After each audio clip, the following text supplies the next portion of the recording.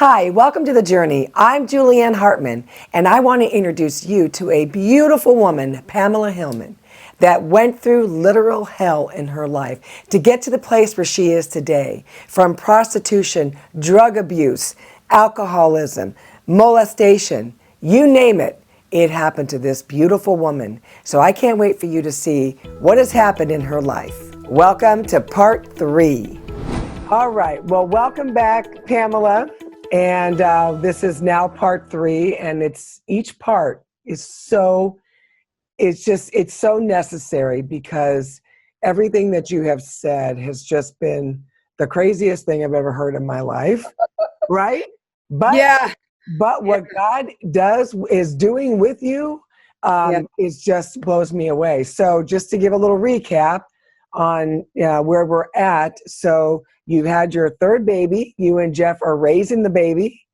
You are a full-on Christian. You and Jeff are married. And you have your limousine company. And you've not been using for a while. Right. So now take it from there. Okay. Well, Jeff was still with the police and still working like 48 hours and coming home and sleeping. And so I really got to a place of being alone, even, having a nanny. And it was just, I was lonely. And I had friends from the past, such as Frank, who was my dear friend.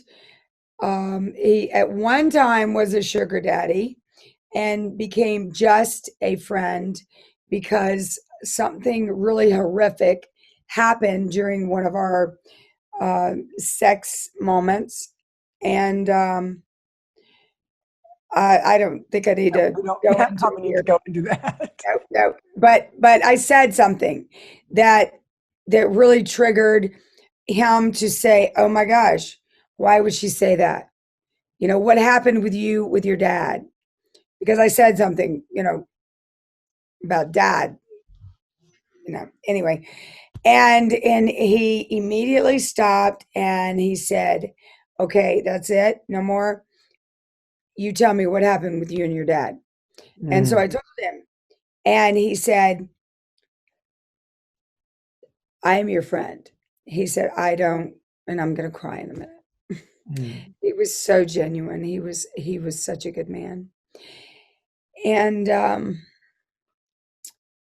he said, "I want to help you. I want to help you through this with whatever happened with your dad." So he allowed me to use the drugs because I wasn't at a place to get help yet. And I would go to his office. He had a law firm and he had a lot of companies, but that was the place that everybody knew me. And I was, he had a big yacht. I would go. Now this was before Jeff, that, I'm just kind of taking you from who Frank was originally.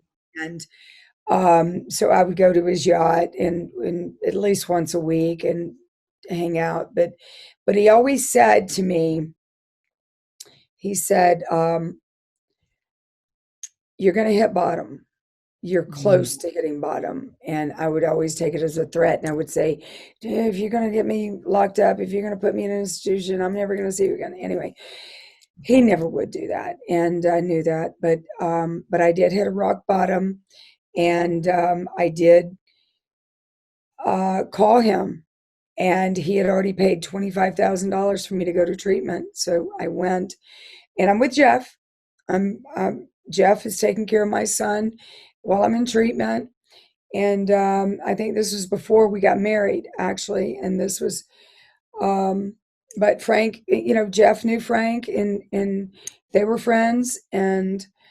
But so this was, fast forwarding now, I'm just giving you a baseline of who Frank was. Right. Okay. And So Jeff's working a lot. I'm alone. I start calling old friends, even though I'm, walking the right walk. I'm not going to church as much because I'm working, the business. And um, so I slowly drift back into the old ways. That's what happens when you're not in the word constantly. When other things take your attention, when you're distracted and you're lonely, and the old thoughts start playing back. And so that's what happened to me. And I called Frank, I called some other friends, and just got back into that cycle. Frank, of course, was not allowing me to use, or having sex with me, but he was my friend. So I would go to strip clubs with him and be his friend, and just hang out with him. We'd go to dinner occasionally, and Jeff knew. But I was back. I couldn't do that anymore. Back with the Lord again. And going to church. This was my 5 times in church time, and really, seeking God. And I was calling Frank, and I was saying, "Come to church with me." And this is real stuff, Frank. And Jesus is real. And you got to turn. And I was just constantly witnessing to him. And he called me. We had a dinner scheduled, and he said, I really need to see you, and I need to talk to you. And I said, there's a preacher that she's not going to be this is her only night at the church. And I really want to see her. Please come with me. And he, said he just couldn't. And I said, can I see you for lunch tomorrow? Can we meet for lunch? And he said, okay. I want you to know how much I love you. I've always loved you. I'll always love you. And I'm glad you're on the right track. And it just, it didn't get where I never thought that this was going to lead where it was. But the next day I call the office, and they tell me, I said, can you put Frank on the line? And they said, well, Frank isn't here. I said, where is he? I'm supposed to have lunch with him. And she said, no, Frank is gone. Frank is dead. And I said, that is not funny. You tell Frank that is not a good joke, because he was always joking. He was always a jokester with stuff. And I said, tell him that is not funny. And she said, no, Pam, I'm telling you. Oh, God. She started crying, and she said, he killed himself last night on the bank of the river. And this was right at the bank. I bawled, I cried, I just lost it, and blamed myself for the longest time, because I felt like I could have changed this whole thing if I would have had dinner with him that night. And I went back to using. I went back full force.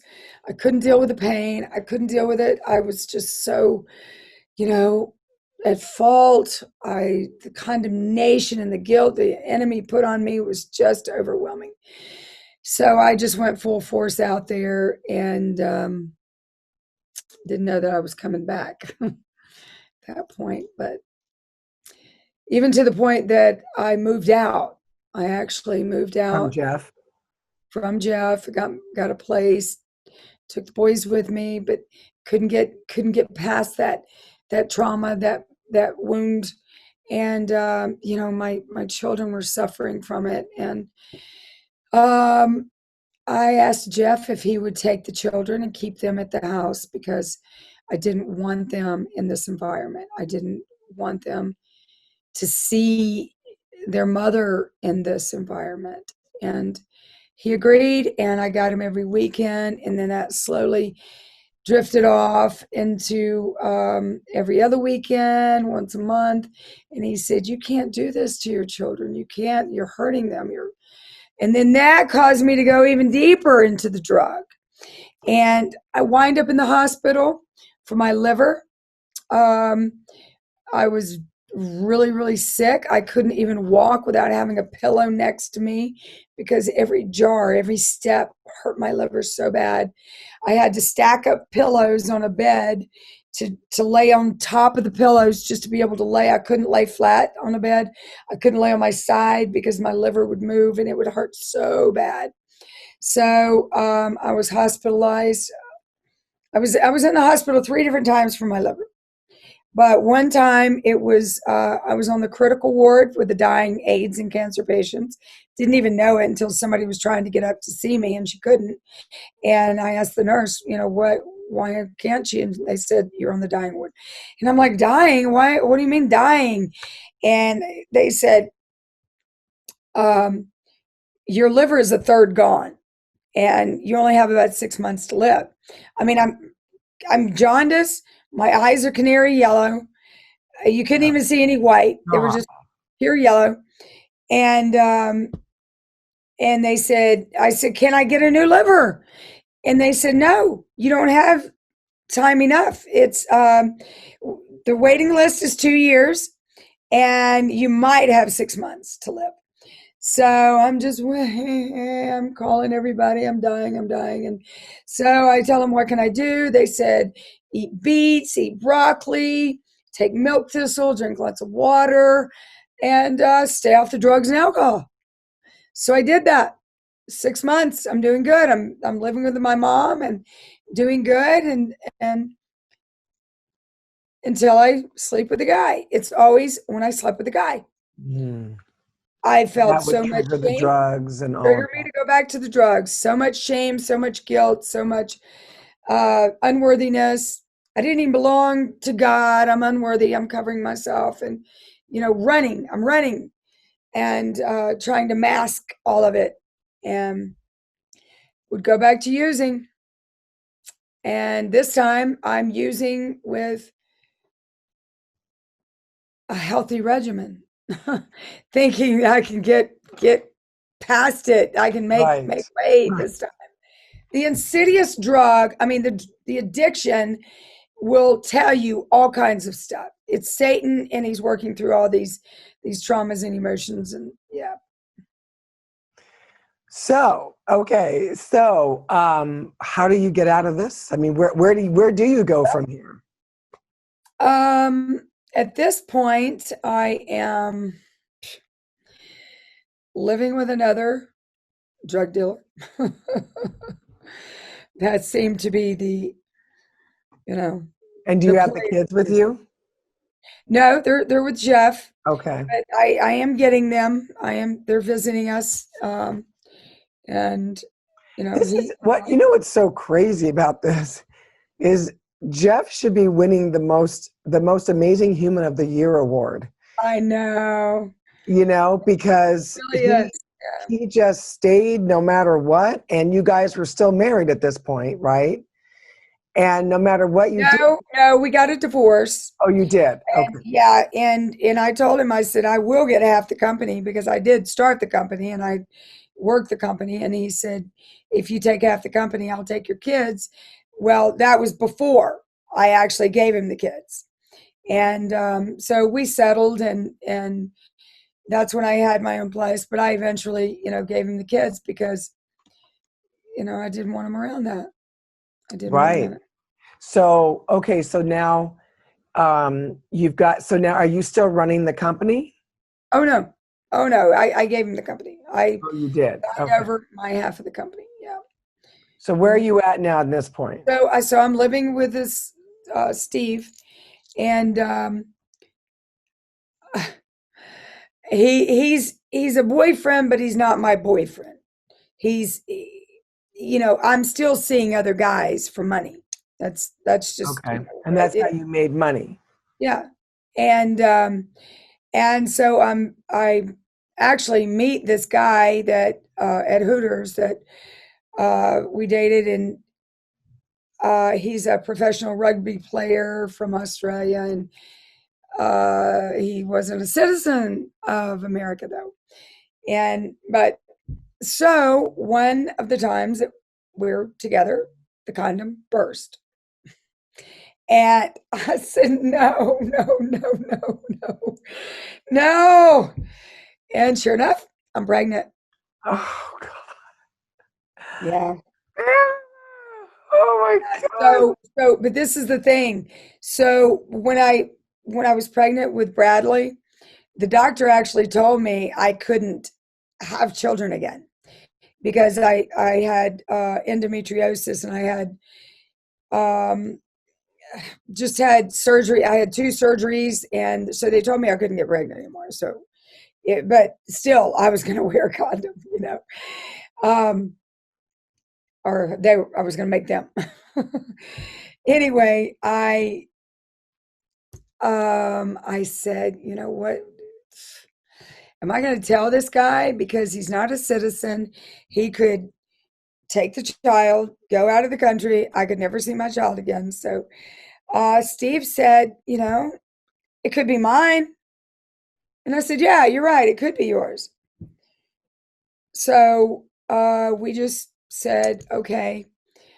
Well, no, this is what happened. So I went to the doctor, and it was a Christian doctor from my church, because I'm still going to church every now and then, but just because I knew that was the only way out. I knew that was the only way out. So he tells me, your liver is so bad. Your bilirubin count is so bad, because I've been using. He said, you can't have this baby or you'll die. And so I say, okay, I need to have an abortion. So, and he just happens to have an abortion clinic.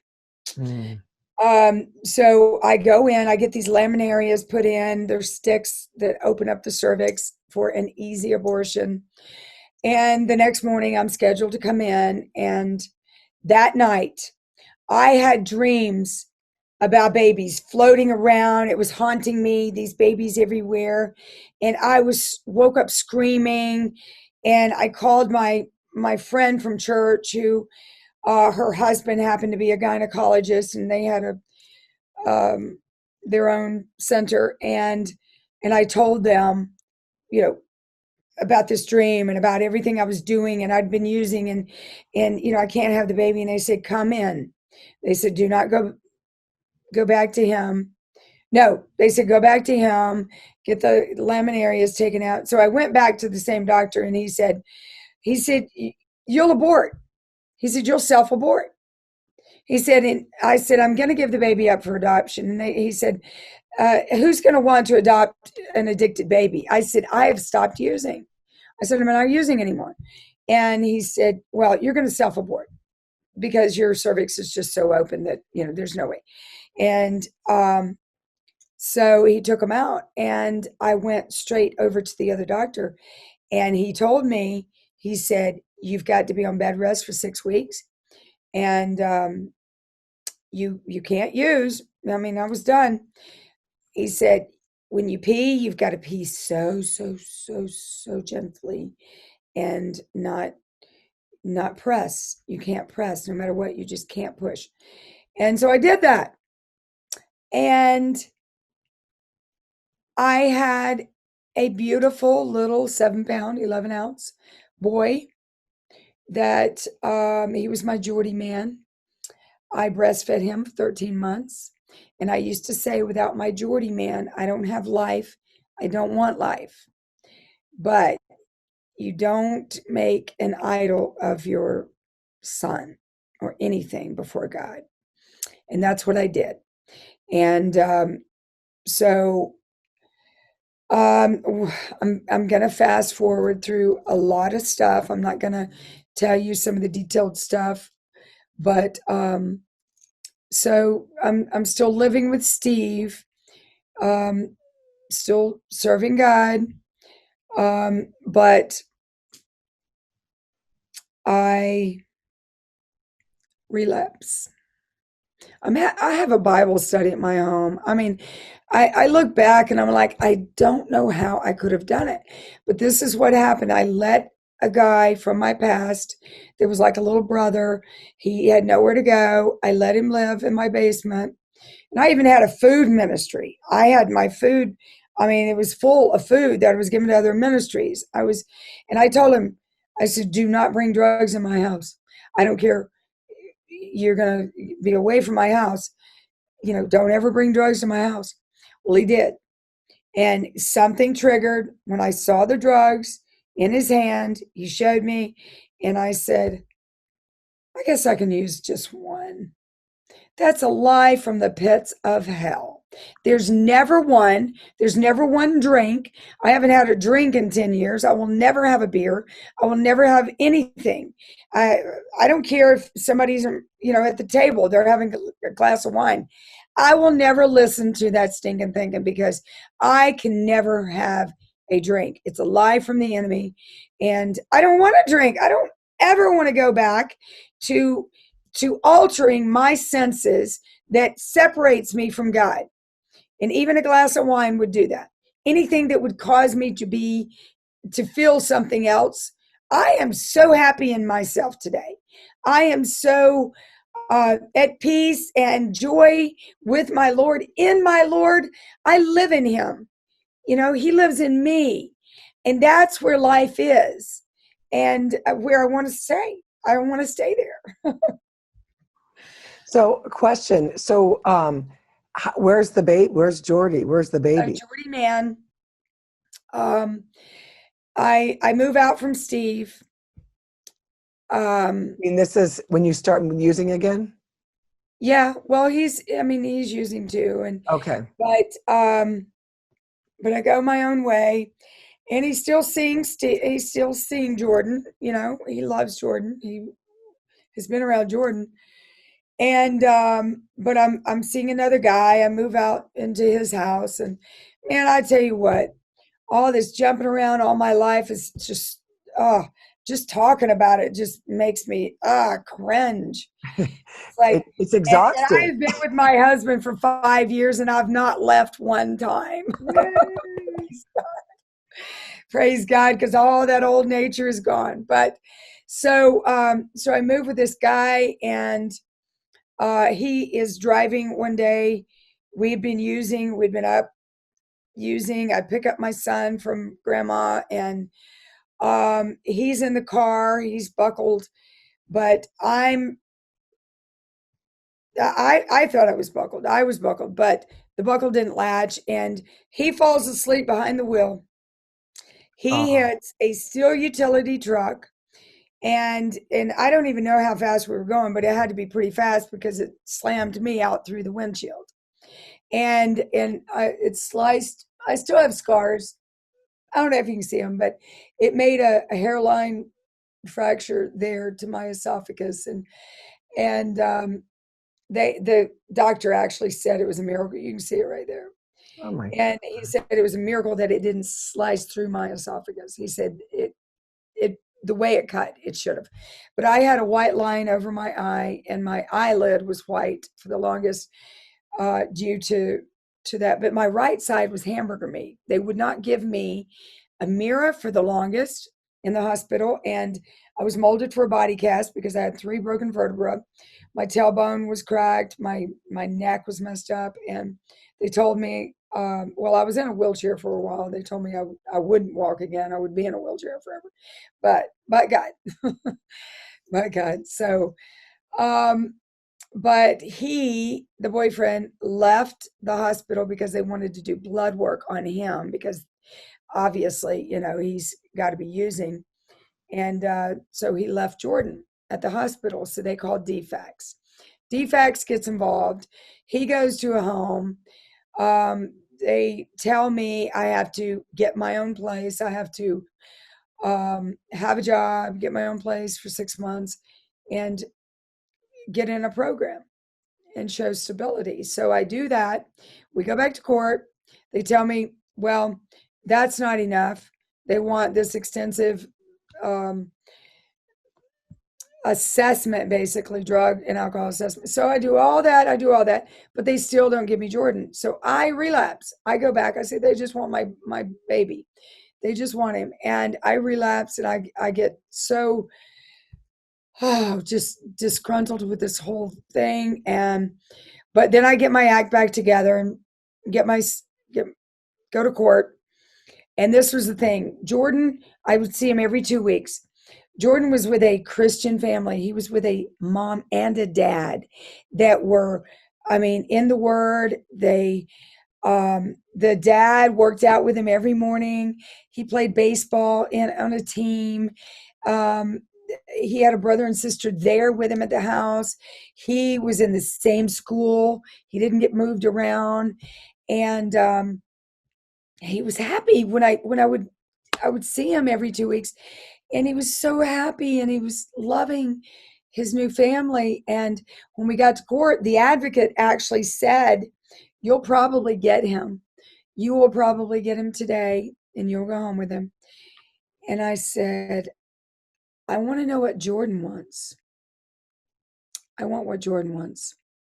And so she asked him, and Jordan said, "I want my mommy Pam to come live with me and mommy and daddy." Mm. And I knew he was secure there. He was happy there. He loved me. I knew he loved me. And I loved him with everything in me.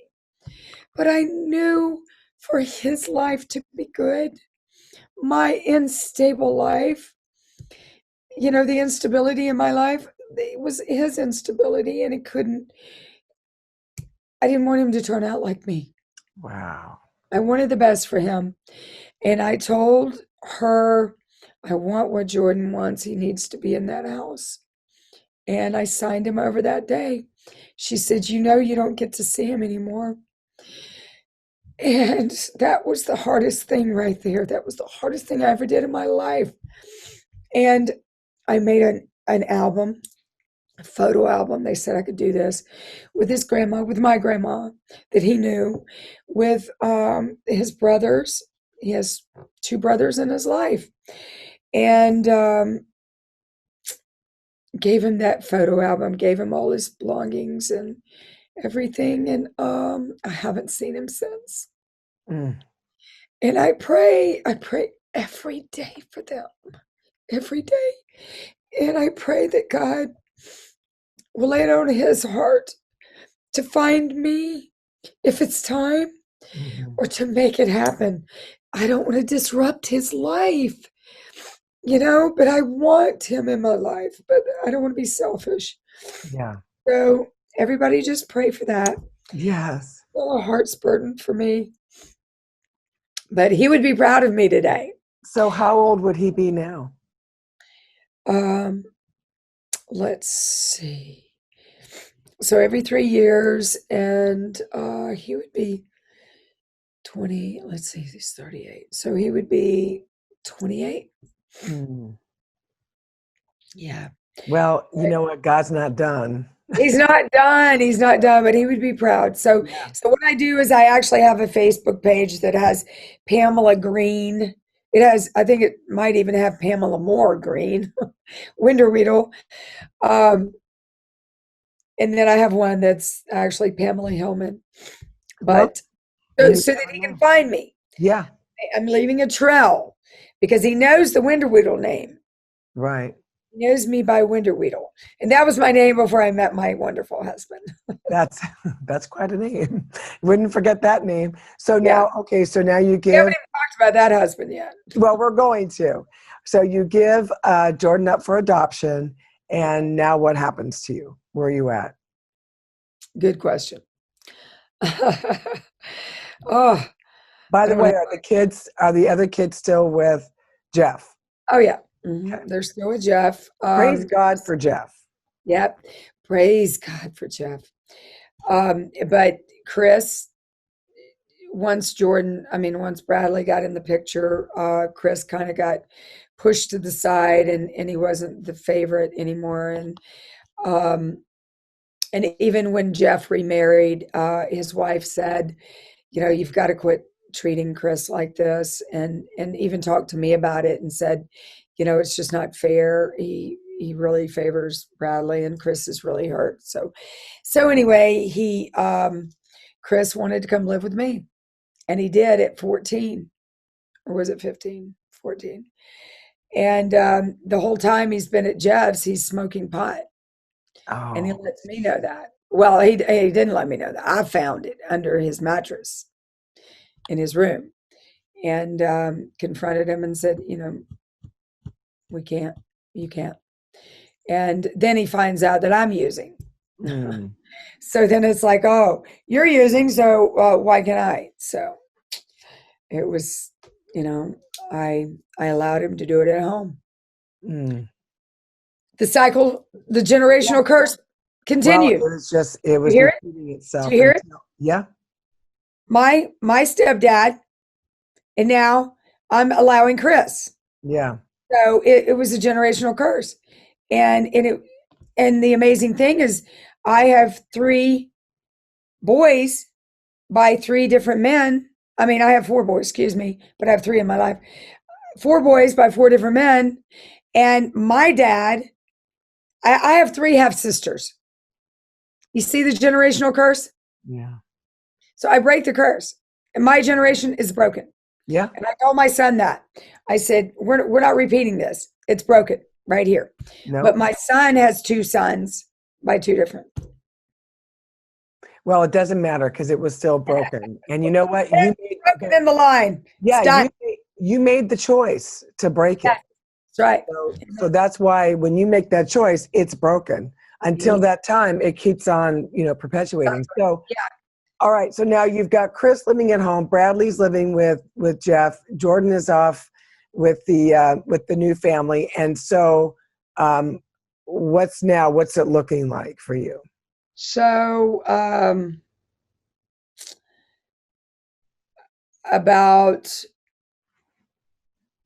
so I have my own apartment. Then I meet this years pass. I get a house. We're in the house, and I'm selling. I still have guy friends, but I have a job to cover, to make it look good. Right. But just living the biggest lie. It was just all a lie. And because I made agreements with the enemy's lies, because I continue to make agreements. And that's a big thing that I teach today is do not make agreements with those lies, those voices you hear that are contrary to the word of God. Don't do it. Yes. So, so then, oh gosh, I'm living with this guy and Chris and his girlfriend are living with us. And was this when I get locked up? Can't remember the first time I get locked up. I got locked up, numerous times, but it was just short times in jail. But and it was always cocaine, it was always crack. But I can't remember the timeline. So you were getting locked up for dealing? No. Well, I got locked up when I was with Steve before the Jordan pregnancy. I got locked up for trafficking cocaine. Oh, okay. Cocaine, and it actually got dismissed. But it got dismissed because I turned my godfather in. Oh, God. I made a trade. Oh, wow. Yeah. So, and I was scared of that man, let me tell you. And he found out that I did that too. And I just kind of disappeared. I just got off the grid for a while because I was, he was deep. He was deep stuff, Wow. mafia stuff. So anyway, on the timeline, we are at, I think I'm living with my mom again. Anyway, I meet this guy, a window wheel guy. We're going to jump up to him. Okay. And great Christian man, totally Christian man. He's had the drug world in his past. He doesn't, but I'm on an ankle monitor because I had gotten out and they said, you have to be on a monitor and do the drug classes and et cetera, et cetera. I did all that. And so Chip and I got very close and we got married. And I was I was doing great until I had this experience that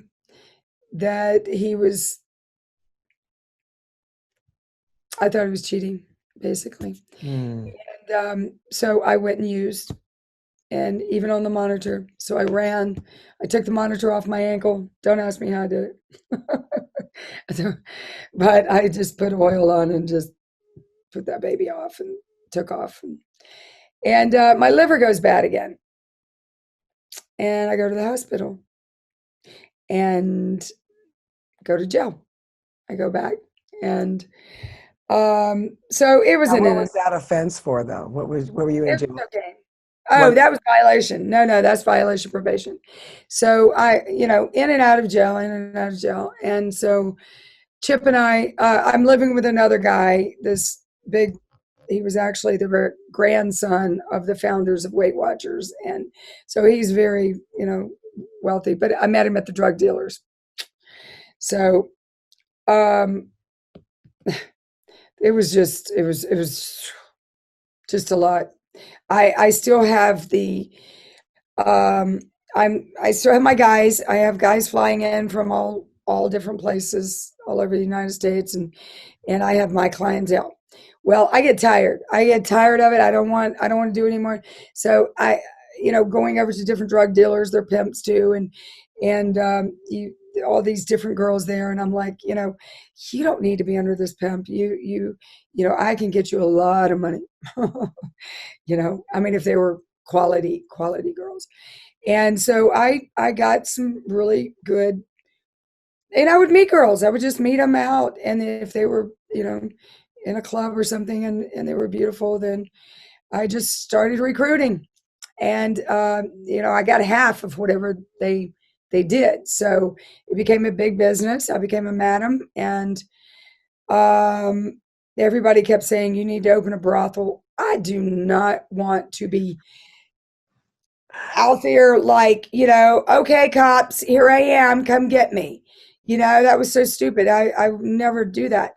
And so I was very discreet and very known, and did it was a huge, huge, huge business. I got a big house from it, and which was nothing because it was all just, stuff of that world, and it becomes just garbage to your soul. Yeah, Because I was in a conflict. I was in this confrontation with him the whole time because I know Jesus.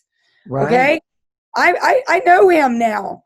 I have the Holy Spirit now, y'all. Okay. Talk about this inner conflict of confrontation. It was eating me alive. And so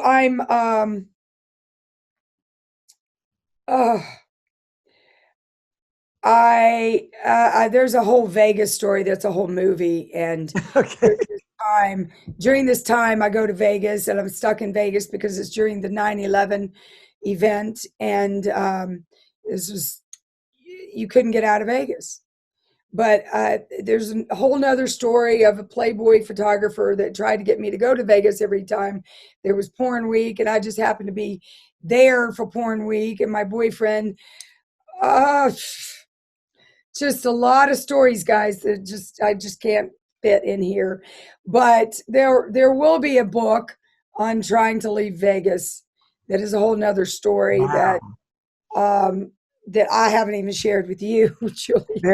I think you have several books in you, Pamela. Yeah, yeah. Yeah, like your So my husband book is now. actually done.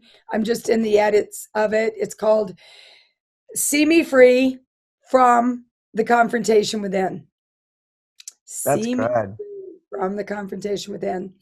And so there's just so many stories, but I ultimately got involved with the mafia, Colombia mafia, because I was into the drug world, the girl world, and all that, and that's part of it. And but I have a lot of fire in me.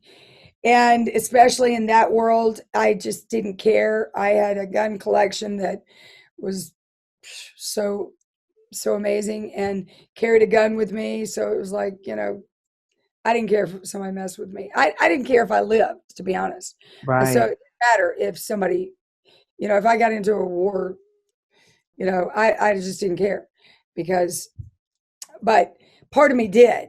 It was why I was carrying a gun, otherwise I wouldn't.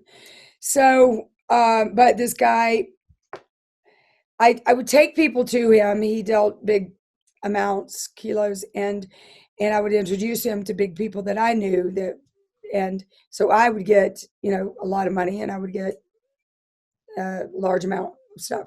And, but he always allowed me in the room. This time he didn't. He locked me out, and it's a big glass room, and I'm watching everything, and I got ticked.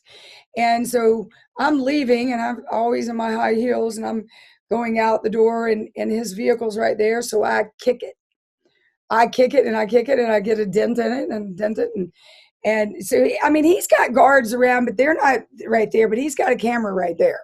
And he's, they go back and they see this. And so he and the KK lady, that is another madam, and they decide they want to put a hit out on me. She did, basically, because it's a long story. It's a ridiculous story, but because I was giving her some of my girls and some of my guys, and she felt slighted on something, and it was just ridiculous. But so here I am walking around with, always a gun on me, in my purse, in my car, that at the head of my bed, and going to my mailbox. I've got a gun, and taking a shower, I've got a 9mm waterproof, I mean, it was just like, I was so tired of this world. I was so tired of this life. And I just finally told, my roommate, I said, I'm going in, I'm calling him, I'm going in, I'm getting this over with. Either he kills me or I'm free. I'm just really tired of this, because everybody was calling me and telling me, about this hit. And I was like, okay, I'm done.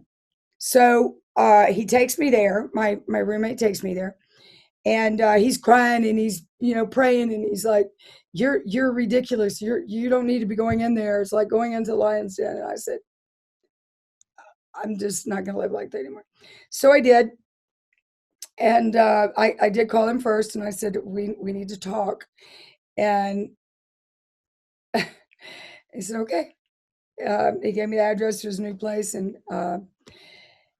guards, people with guns, all this, and go in the gate, and somebody escorts me in, and Columbo's at the door, and that's what they called him, Columbo. And I reach out like, okay, give me a hug, because I'm trying to be friendly with this thing, And he felt the gun in the back of my pants, and he said, "Give it." And so I gave it up. And so I'm sitting there, he's sitting there, and we're going through this conversation, and the guy's standing right next to me. I'm just like, he's going to shoot me.